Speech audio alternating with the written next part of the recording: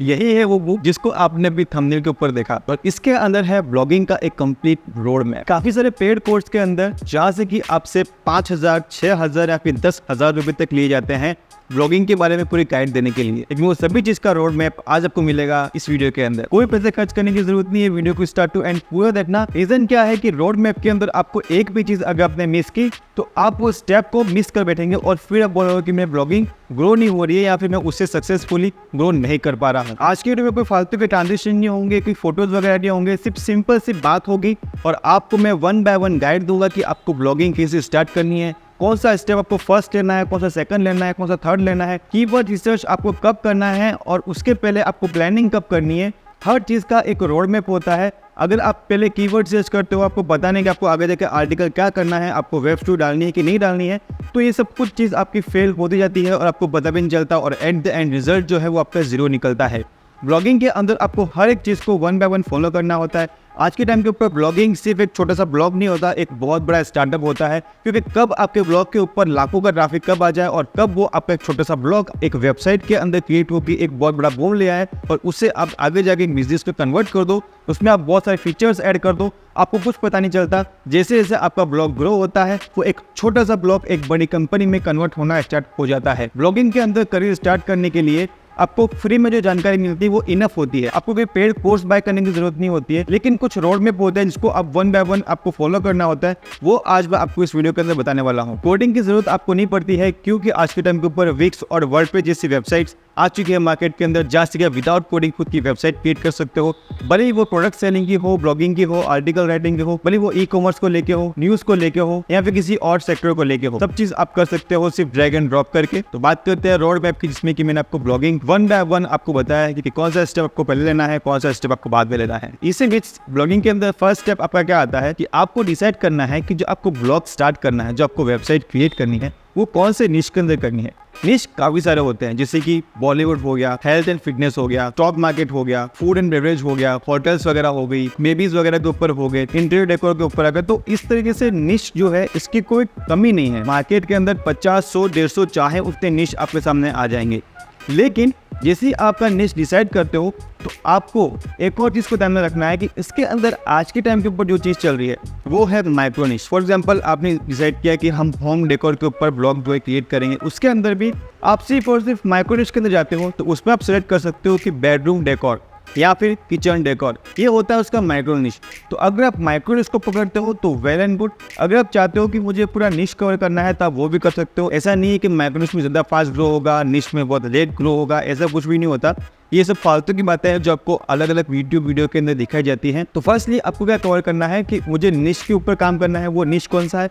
Second, मुझे निश के ऊपर काम करना है या फिर माइक्रो निश के ऊपर काम करना है। तो फर्स्टली आपको आपकी कैटेगरी सेलेक्ट कर लेनी है।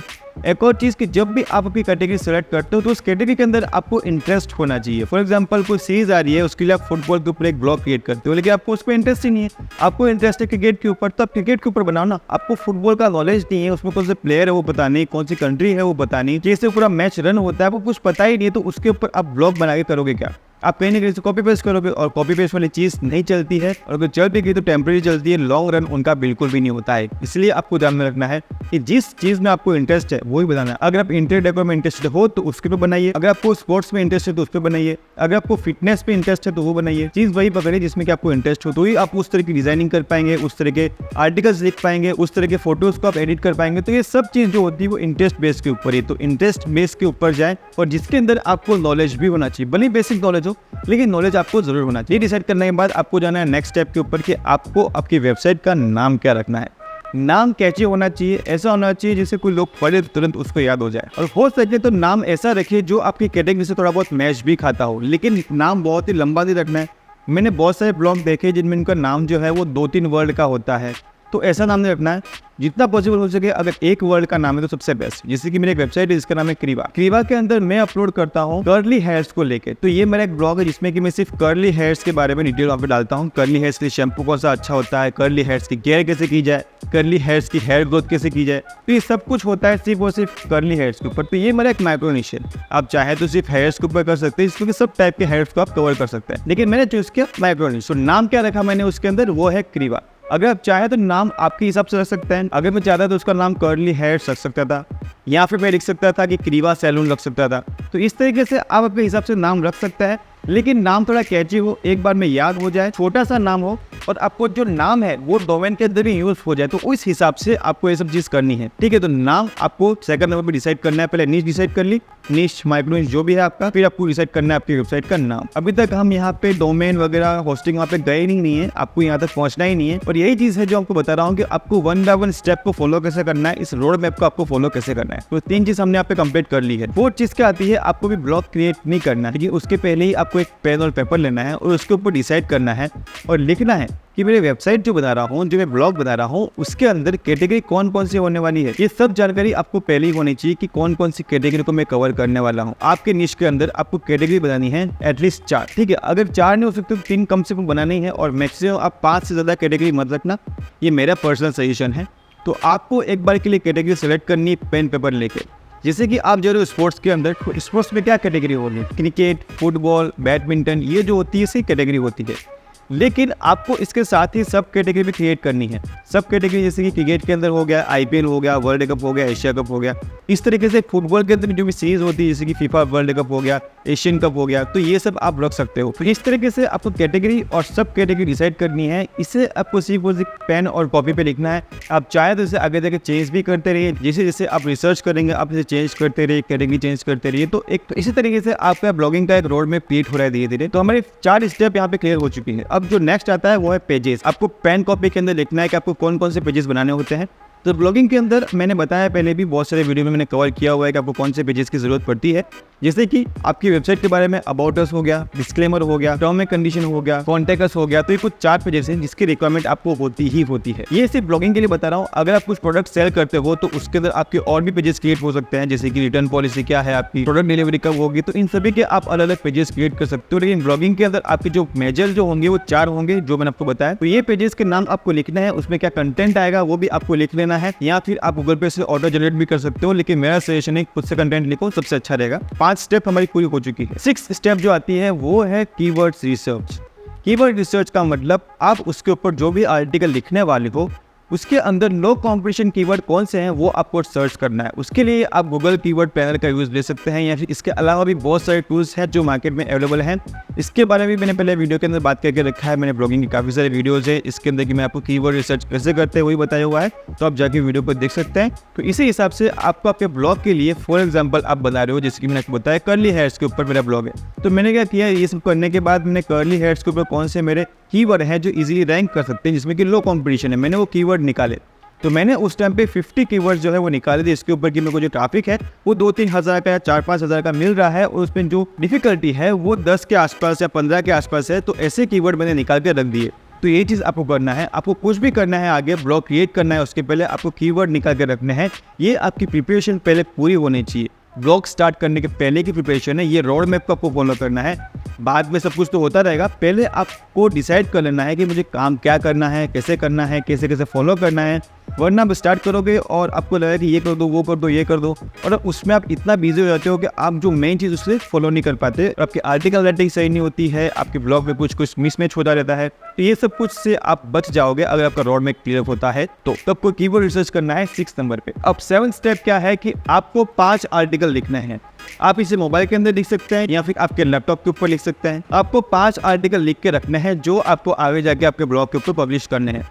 5 लिखना, अगर 10 लिख के रखो तो सबसे बेस्ट। मैंने 10 लिख के रखे थे, आप चाहो तो 5 लिख के रख सकते हो कम से कम, लेकिन 5 आर्टिकल आपके पास रेडी होने चाहिए कि ये आर्टिकल मुझे अपने ब्लॉग के ऊपर पब्लिश करने ही करने हैं, ठीक है। और विथ कीवर्ड रिसर्च की इसके ऊपर लो कंपटीशन है, आपको ये कीवर्ड को फॉलो करना है। वो कीवर्ड आपके टाइटल में होना चाहिए, आपकी डिस्क्रिप्शन में होना चाहिए, आपके आर्टिकल के अंदर होना चाहिए, सब जगह वो आपके कीवर्ड जो है वो फिल होने चाहिए। तो वो कीवर्ड रिसर्च के साथ आपको 5 या फिर 10 आर्टिकल रेडी करके रख देना है, आपको लैपटॉप या फिर आपके मोबाइल के अंदर लिख लेने हैं। इसके साथ ही आपको आर्टिकल के साथ कौन से फोटोज अटैच करने हैं वो फोटो भी आपको एडिट करके रेडी रखने हैं। कैनवा के अंदर एडिट कर सकते हैं आप, तो वो आपको रेडी करके रखने हैं। और वो आर्टिकल जो है वो कौन सी कैटेगरी के अंदर जाएंगे वो भी आपको लिख कर रखना है। इसलिए मैंने आपको बताया कि 3rd नंबर पे आपको कैटेगरी डिसाइड करनी है। तो अब जो आप आर्टिकल लिख रहे हो उसे आपको कैटेगरी वाइज डिवाइड कर देना है। अगर आप 10 आर्टिकल लिखते हो तो 2-2 आर्टिकल आप सभी कैटेगरी के अंदर रख सकते हो। इस तरीके से स्टार्टिंग फेज के अंदर आपके ब्लॉग के अंदर जितने भी आर्टिकल हैं और जितने भी कैटेगरी है सब कुछ आपका फिल हो जाएगा, जिससे आपका ब्लॉग लाइव होता है या फिर आपका ब्लॉग रेडी होता है। तो ये पूरा रोड मैप होता है जो मैं आपको समझाने की कोशिश कर रहा हूँ। तो ये चीज़ आपको फॉलो कर लेनी है। फोटो, कैटेगरी, आर्टिकल सब कुछ 5 से 10 आर्टिकल के लिए आपको रेडी कर देना है। तो ये हुए हमारे 7 पॉइंट। अब बात करते हैं नेक्स्ट 8 स्टेप की। वो है कि आज के टाइम के ऊपर गूगल वेब स्टोरीज को प्रायोरिटी देता है। कॉम्पिटिशन नो डाउट बढ़ गया है, लेकिन प्रायोरिटी वो वेब स्टोरी को दे रहा है। तो आपको 10 से 20 वेब स्टोरी पहले ही क्रिएट करके रखनी है। क्रिएट का मतलब क्या होता है, मैं ये नहीं बोल रहा कि आपको वर्डप्रेस पे जाना है, हमने ब्लॉग क्रिएट किया ही नहीं अभी, तो हमें क्रिएट कैसे करेंगे। आपको एक पेन कॉपी के अंदर या फिर नोट पैड के अंदर, भले मोबाइल हो या फिर लैपटॉप हो, आपको कौन से टॉपिक के ऊपर आपको वेब स्टोरी क्रिएट करनी है वो 10 से 20 टॉपिक आपको लिख कर रखना है। उसमें क्या कंटेंट होगा वो आपको लिख कर रखना है, और उसमें कौन कौन से फोटो आप रखने वाले हो उस वेब स्टोरी के अंदर वो भी आपको लिख के रखना है, और वो फोटो को डाउनलोड करके रखना है या फिर एडिट करके रखना है। ये सब कुछ प्रिपरेशन आपकी ब्लॉग स्टार्ट करने के पहले आपको करके रखनी है विथ कीवर्ड रिसर्च। मैंने पहले ही बोल दिया, मैंने कीवर्ड रिसर्च का नाम पहले ले लिया है, तो आपको वेब स्टोरी में कीवर्ड रिसर्च के अकॉर्डिंग ही लिखनी है। इसके साथ ही आपको वो जो वेब स्टोरी है उसका कवर फोटो क्रिएट करना है जो कि कैची हो। उसके लिए खुद को आपको गूगल डिस्कवर ओपन करना पड़ेगा। आपको देखना पड़ेगा कि लोग किस तरह का कवर रख रहे हैं, जिससे कि आपको ज्यादा क्लिक आए। ज्यादा क्लिक बिट मत कर देना, लेकिन थोड़ा बहुत क्लिक बिट आप स्टार्ट में कर सकते हो। 20-30% बोल रहा हूँ, 50% नहीं बोल रहा, 20-30% आप क्लिक बिट कर सकते हो। तो आपको कैची टाइटल, कैची कवर फोटो और साथ में आपको 10 से 20 वेब स्टोरी का content with title with photo create करके रख देना है। ये था आपका 8 स्टेप। अब बात करेंगे 9th स्टेप की। वो है कि आपको आपके ब्लॉग के अंदर क्या क्या चीजें चाहिए होंगी वो आपको नोट डाउन करके रखनी है। बाद में हड़बड़ी नहीं होनी चाहिए, पूरा स्टेप बाय स्टेप फॉलो करना है। पहले ही रोड मैप क्रिएट करना है कि आपको आपके ब्लॉग के अंदर पुश नोटिफिकेशन चाहिए या फिर नहीं चाहिए। उसके अंदर आपको कॉन्टैक्ट अस के अंदर फॉर्म वगैरह चाहिए कि नहीं चाहिए। आपको व्हाट्सएप का प्लगइन उस पर ऐड करना है कि नहीं करना है, कि लोग आपसे डायरेक्टली व्हाट्सएप के थ्रू बात कर पाएंगे, ऐसा कुछ आपको ऐड करना है। उसका कुछ बोट ऐड करना है कि नहीं करना है। आपको सब्सक्राइब का पॉपअप उसमें देना है कि नहीं देना है। ये सभी चीज़ें आपको पहले डिसाइड करनी है और उससे नोट डाउन करना है कि मुझे मेरे ब्लॉग के अंदर ये चीज़ चाहिए। वो आपको लिख देनी है और टिक कर देना है कि हाँ पे मेरी ये चीज़ मैं अपने ब्लॉग के अंदर ऐड करने वाला। ये होगी आपकी 9th स्टेप। अब बात करते हैं 10th स्टेप की। 10th स्टेप में आपको क्या करना है कि आपको आपके ब्लॉग के अंदर कौन सी थीम चाहिए वो आपको डिसाइड कर लेना है। मैं आपको सजेस्ट करता हूँ जनरेट फेस, वो आपको वहाँ पे नोट डाउन कर लेना है कि मुझे ये थीम जो है वो इंस्टॉल करनी है इसके अंदर। इसके साथ ही मुझे कौन कौन से और प्लगइन ऐड करना है, जैसे कि SEO के लिए आपको यूज करना पड़ेगा रैंक में, सब्सक्राइब या फिर कॉन्टैक्ट अस के फॉर्म के लिए आपको वहाँ पे WP फॉर्म्स अपलोड करना पड़ेगा, WP फॉर्म्स प्लगइन को इंस्टॉल करना पड़ेगा। गूगल की प्लगइन आप यूज कर सकते हो सर्च कंसोल के लिए, गूगल एनालिटिक्स के लिए, गूगल वेब स्टोरी का प्लगइन आपको वहाँ पे अटैच करना होगा। तो इस तरीके से आपको कौन कौन से प्लगइन चाहिए होंगे वो भी आपको पहले ही नोट डाउन करके रखना है। ब्लॉग स्टार्ट करने के पहले, ब्लॉग भी आपका लाइव नहीं हुआ है, ब्लॉग स्टार्ट करने के पहले आपको ये सब कुछ पहले ही नोट डाउन कर लेना है। तो ये हो गया हमारी 10th स्टेप पूरी। अब बात करते हैं 11th स्टेप की। अब बात करते हैं डोमेन की कि आपको कौन सा डोमेन चाहिए, .com, .in, .org, .io, कौन सा डोमेन आपको चाहिए। जो भी डोमेन आपको चाहिए उससे आप डिसाइड कीजिए, और जो आपका डोमेन का नाम है वो आपकी वेबसाइट के नाम से मैच होना चाहिए। मतलब कि जो आपका डोमेन है क्रीवा, तो वो डोमेन आपको अवेलेबल होना चाहिए। तो मेरे पास क्रीवा मैंने सोच के रखा, मैंने सर्च कर लिया था पहले ही, तो मुझे क्रीवा.com मिल गया, तो मैंने उसे बाय कर लिया था। तो आपको 11th नंबर पे डोमेन बाय करना है। आप बाय करने के लिए होस्टिंग का यूज ले सकते हो, उसकी लिंक आपको मिल जाएगी नीचे डिस्क्रिप्शन के अंदर, वहां जाके आप डोमेन को बाय कर सकते हो। अभी आपको वहां पे 70% ऑफ मिलने वाला है, तो आप डोमेन को होस्टिंग से बाय कर सकते हो। लिंक मिलेगी आपको नीचे डिस्क्रिप्शन के अंदर। जो 12th नंबर की स्टेप आती है वो आती है कि आपने डोमेन तो बाय कर लिया, ठीक है, कि अब आपको क्या चाहिए होगा, आपकी वेबसाइट का लोगो चाहिए होगा। आपको जाना है कैनवा के ऊपर और वहां जाके आपकी वेबसाइट का लोगो क्रिएट कर सकते हो। सेकंड चीज आपको क्रिएट करनी है फेविकॉन, जो कि आपकी जो वेबसाइट होती है उसकी जो बार होता है वहां पे आपको ऊपर दिखता है फेविकॉन, वो आपको करना है। और इसके साथ ही एक कवर फोटो क्रिएट करना है, जैसे कि आप पिंटरेस्ट हो गया, फेसबुक के ऊपर अगर आप प्रोफाइल क्रिएट करते हो आपके ब्लॉग की, तो वहां पे वो कवर फोटो आपको काम आएगा। तो इस तरीके से लोगो क्रिएट करना है, फेविकॉन क्रिएट करना है और कवर इमेज आपको क्रिएट करना है आपकी ब्लॉग का, आपकी वेबसाइट का।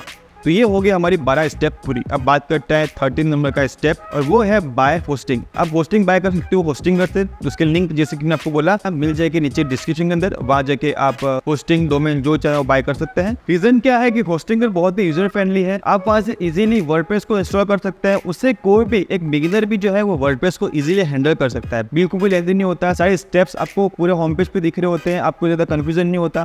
मैंने भी स्टार्टिंग होस्टिंग कर सी की थी, आप भी होस्टिंग को यूज में ले सकते हो। मैं कोई इसका प्रमोशन नहीं कर रहा और ना ही एक पेड वीडियो है, लेकिन होस्टिंगर एक्चुअली एक यूजर फ्रेंडली है, बिगिनर्स के लिए बहुत ही अच्छा है। अगर आप इस फील्ड में नए हो तो होस्टिंगर आपके लिए परफेक्ट रहेगा। और सेकंड चीज, ये सस्ता है। अगर आप कंपेयर करें अदर प्लेटफॉर्म से तो काफी प्लेटफॉर्म से बहुत ही सस्ता पड़ता है।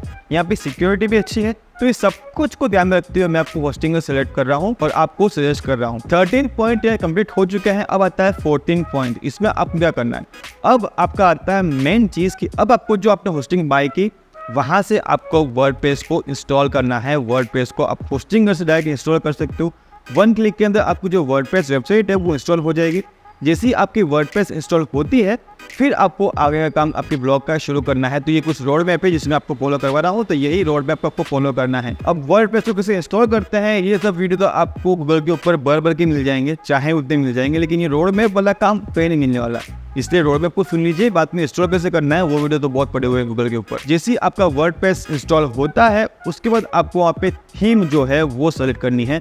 जैसे कि मैं आपको बता रहा हूँ कि अगर आप बिगिनर्स हैं तो जनरेट प्रेस को यूज़ कर सकते हैं। बहुत ही यूज़र फ्रेंडली है, लाइट थीम में बहुत ही फास्ट रन करती है।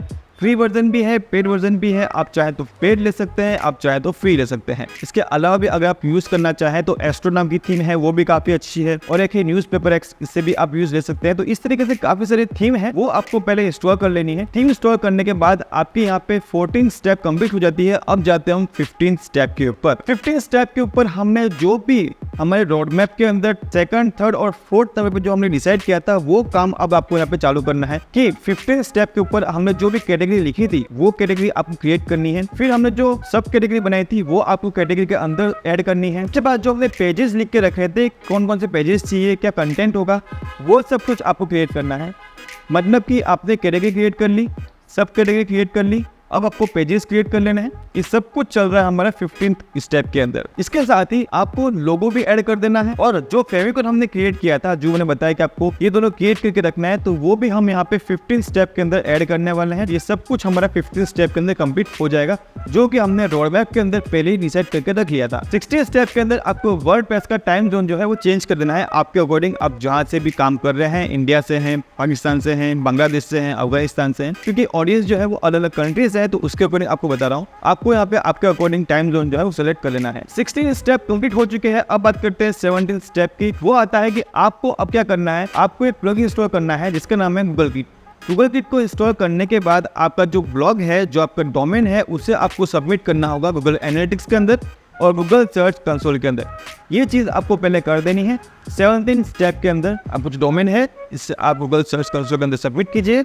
वहाँ पे जैसे आपका लाइव हो जाए फिर उसे आप गूगल एनालिटिक्स के ऊपर जाइए और वहाँ पे अपने डोमेन को अटैच कर दीजिए। ये कुछ होने के बाद हम आएंगे 18 स्टेप के ऊपर। और यहाँ पे आने के बाद आपको एक और प्लगइन इंस्टॉल करना है जिसका नाम है रैंक विद, जो आपको एसईओ के अंदर आपकी हेल्प करेगा। रैंक विद को इंस्टॉल करने के बाद उससे आप अच्छे से कस्टमाइज कीजिए। कस्टमाइज करने के लिए यूट्यूब के ऊपर अगेन बहुत सारे वीडियोस पड़े हुए हैं, वो सब कुछ चीज़ हम इसके अंदर कवर नहीं करने वाले हैं। अगर आपको चाहिए ऐसा कोई वीडियो तो आप मुझे नीचे कमेंट कर सकते हैं, मैं इसके लिए पूरा ट्यूटोरियल लेके आऊँगा। लेकिन अभी के लिए आप चाहे तो गूगल के ऊपर बहुत सारे वीडियो हैं। रैंक मैथ को अच्छे से आपको कस्टमाइज करना है, एसईओ के लिए बहुत काम आएगी ये चीज़। तो ये सब कुछ करने के बाद हमारी आती है आगे की 19 स्टेप। वो है एक और प्लगइन आपको इंस्टॉल करना है, गूगल वेब स्टोरीज। इंस्टॉल करने के बाद उसे भी आपको अच्छे से कस्टमाइज करना है, ऐड कर देना है, आपका लोगो ऐड करना है, ताकि जो भी आपकी वेब स्टोरीज होगी वहाँ पे आपका लोगो दिखेगा। तो ये सब कुछ आपको अटैच करना है। इसके साथ ही गूगल वेब स्टोरीज के अंदर आपको एनालिटिक्स को भी ऐड कर देना है। ये सब कुछ हो जाने के बाद आपकी 19 स्टेप भी कंप्लीट हो जाएगी। अब बात करते हैं 20 स्टेप के ऊपर। यहाँ पे आने के बाद आपने जो डिसाइड किया था कि मुझे क्या क्या चीज़ मेरे ब्लॉग के अंदर चाहिए, जैसे कि पुश नोटिफिकेशन चाहिए या फिर नहीं चाहिए, कॉन्टेक्ट का फॉर्म चाहिए या फिर नहीं चाहिए, इसके साथ ही आपको आपके वेबसाइट के ऊपर पॉपअप मैसेज चाहिए कि नहीं चाहिए, सब्सक्राइब का ऐसा कुछ भी पॉपअप मैसेज चाहिए कि नहीं चाहिए, वो आप कर सकते हो। तो ये सब कुछ जो भी आपने डिसाइड करके रखा हुआ है, वो जो आपने डिसाइड किया था वो आपको एक 1 by 1 अप्लाई करना है। तो अब यहाँ पे हमारी 20 स्टेप कंप्लीट हो चुकी है। अब बात करते हैं 21st स्टेप की। अब आते हैं कि जो भी आर्टिकल हमने लिख के रखे थे वो सभी आर्टिकल अब आपको 1 by 1 लिखने हैं। 5 आर्टिकल या फिर 10 आर्टिकल, वो आर्टिकल आपको 1 by 1 आपकी ब्लॉग के ऊपर आपको लिख देने हैं। ये सब कुछ हो जाने के बाद हमारा 21st स्टेप कंप्लीट हो जाती है और आपको जाना है 22nd स्टेप के अंदर। आप यहाँ पे 5 आर्टिकल या फिर 10 आर्टिकल लिख रहे हैं, लेकिन उनका आपको ऑन पेज एसईओ करना है। जैसे कि आपने उसमें हेडलाइन हेडलाइन यूज़ किए कि नहीं किए, जो आपकी जो लिंक आपने यूज़ कर रहे हैं वो लिंक कस्टमाइज आपने ऐड किया है कि नहीं किया, जैसे कि आपके टाइटल के अकॉर्डिंग आपने लिंक ऐड की है फिर नहीं की है। आपने जो फोटो उसमें ऐड करता है उसमें एड टेक्स्ट आप ऐड कर रहे हैं या फिर नहीं कर रहे हैं, टाइटल ऐड कर रहे हैं या फिर नहीं कर रहे हैं, आपके आर्टिकल की लेंथ कितनी होगी, उसमें आप कितने फोटो यूज़ करने वाले हैं, उसके अंदर कवर फोटो आपने ऐड किया है फिर नहीं किया है। उसके साथ ही जो कीवर्ड आप टारगेट कर रहे हैं वो कीवर्ड आर्टिकल के अंदर कितनी बार आ रहा है, टाइटल के अंदर वो मेंशन है या फिर नहीं है, जो फोटो आप ऐड कर रहे हैं उस फोटो के अंदर आपने वो कीवर्ड डाला है नहीं डाला है, वो सब कुछ आता है ऑन पेज एसईओ के अंदर। इसके लिए जो रैंक मैथ एसईओ प्लगइन है वो उसमें आपकी हेल्प करेगा, जो कि मैंने आपको पहले इंस्टॉल करवा दिया था। तो वहाँ पे आपको 1 बाय 1 जो रैंक मैथ है वो भी आपको गाइड करता रहेगा। इसके साथ ही आप ऑन पेज एसईओ भी सीख सकते हैं। गूगल के ऊपर काफ़ी सारे वीडियोस है ऑन पेज एसईओ के बारे में आपको जानने की पहले ज़रूरत होती है। व्लॉगिंग स्टार्ट करने के पहले आपको रैंक मैथ एसईओ के बारे में आपको जान लेना है, उसके बाद ही आप रोड मैथ के ऊपर आना। अदरवाइज आपको एसईओ नहीं आता तो आपका ब्लॉग जो है वो रैंक नहीं करेगा, ये आपको जान लेना है पहले ही। अगर आपको मेरे से कुछ ऐसा वीडियो चाहिए तो नीचे कमेंट कर सकते हैं। ऑन पेज एसईओ के बारे में ब्लॉगिंग के अंदर मैं आपके लिए एक वीडियो ले आऊँगा। 21st स्टेप कंप्लीट हो चुके हैं। 22nd स्टेप की बात करते हैं, वो थी हमारी गूगल वेब स्ट्रीट जिसे आप भूल चुके हैं अब तक। तो आपने जो भी वेब स्ट्रीट 10 या 20 क्रिएट करके रखी थी, अब आपको डेली 5-5 वेब स्ट्रीट अपलोड करना है, स्टार्ट कर देना है आपके ब्लॉग के ऊपर विद कीवर्ड रिसर्च। उसमें भी आपको कीवर्ड का सहारा लेना है, कवर फोटो बहुत ही अट्रैक्टिव होना चाहिए, थंबनेल बहुत ही क्लिकेबल होना चाहिए। ये सभी चीज़ बेसिक चीज़ों का आपको ध्यान रखना है। जो वेब स्टोरी है वो आपकी जो स्लाइड है वो आपकी होनी चाहिए अप्रोक्सीमेट 8 से 9 की। आप अगर आप रखते हो तो बहुत ही अच्छा रहेगा। तो इस तरीके से आपको काम स्टार्ट कर देना है। आपको वेब स्टोरी के ऊपर भी डेली 5 वेब स्टोरी अगर आप पब्लिश कर सकते हैं तो वेल एंड गुड, क्योंकि कंपटीशन बहुत बढ़ चुका है और सभी चीज़ों का आपको ध्यान में रखते हुए वेब स्टोरीज के ऊपर काम करना ही करना है। ये आप लिख लीजिए, सिर्फ आर्टिकल नहीं, सिर्फ वेब स्टोरी नहीं, दोनों के साथ में चलना।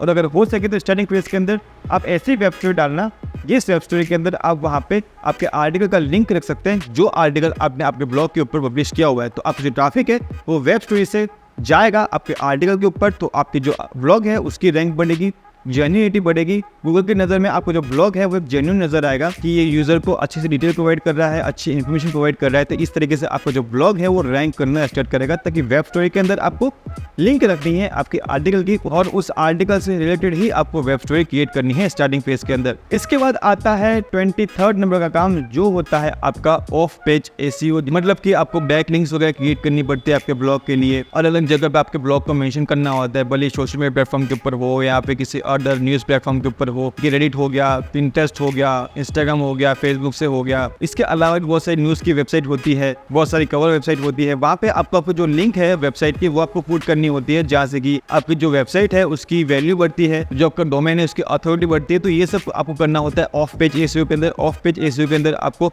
बाहर से काम करना पड़ता है, मतलब कि पेज के ऊपर काम नहीं करना है। जैसे कि मैंने आपको पहले बताया, ऑन पेज आपको यहाँ पे ऑफ पेज काम करना है। आर्टिकल के लिंक है जो आपकी वेबसाइट के लिंक है उससे अदर प्लेटफॉर्म के ऊपर शेयर करना है, लोगों को अट्रैक्ट करना है ताकि लोग आपकी वेबसाइट के ऊपर आए। एक जेन्युइनिटी दिखनी चाहिए और गूगल को लगना चाहिए एक ब्लॉग है वो बहुत ही वैल्यूएबल है, लोग इसे पढ़ रहे हैं, उसके पास जा रहे हैं, बहुत सारी वेबसाइट इसे मेंशन कर रही है, मतलब कि बहुत ही काम की चीज़ है। ये जो वेबसाइट की लिंक है हमें अलग अलग जगह दिख रही है, क्या बात है, बहुत ही अच्छा ब्लॉग दिखता है। तो इस तरीके से जो आपका ब्लॉग है उसकी वैल्यू बढ़ती है, उसकी डोमेन अथॉरिटी जो वो बढ़ती है। तो उसके लिए आपको ऑफ पेज एसईओ करने की जरूरत पड़ती है। तो यहाँ पे हमारी 23 स्टेप कंप्लीट हो चुकी है।